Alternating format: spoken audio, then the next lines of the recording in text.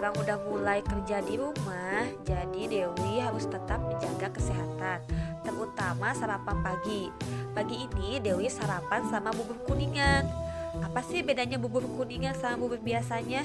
Yang lebih spesial itu bubur kuningan ada kuah kari, ditambah lagi ada cakwe, suwir ayam, ada seledri, bawang daun, dan juga bawang goreng.